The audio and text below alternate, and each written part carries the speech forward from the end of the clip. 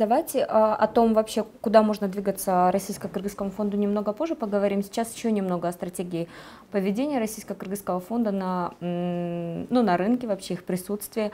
Очень интересный момент, как выстраивают свою представленность в информационном поле Российско-Кыргызский фонд.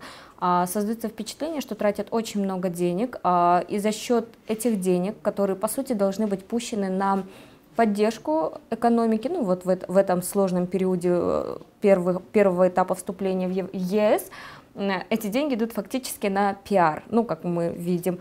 И на самом деле, наверное, имея такой капитал и как бы заявленные цели, ну даже имея такие низкие процентные ставки, здесь нет, не совсем, ну здесь вообще нет смысла пиариться по сути.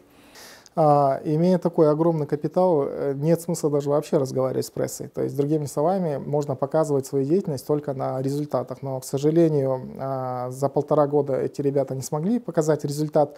И, получив, я так думаю, очень большой такой объем критики со стороны президента, так и это правительство, они решили показать нашему обществу, что работа идет. Но пошли не с того края, потому что начали тратить, я так понимаю, еще больше денег на то, чтобы снимать определенные ролики о том, как этот фонд работает, или просить людей написать хорошие отзывы об их работе. Это, я думаю, что ошибочный подход к делу, потому что у таких фондов, инвестиционных фондов или банков есть только одно мерило успеха – это конечный результат. Другими словами, сколько денег было вложено, сколько денег обратно вернули, сколько денег заработали, сколько рабочих мест они создали, скольким компаниям помогли и каков был окончательный вклад в рост ВВП страны. Если этих показателей нет, можно снимать хоть миллион клипов и говорить о себе, что это очень хорошо работающая организация, но тем не менее результат будет налицо, а результат мы знаем, он на данный момент отрицательный.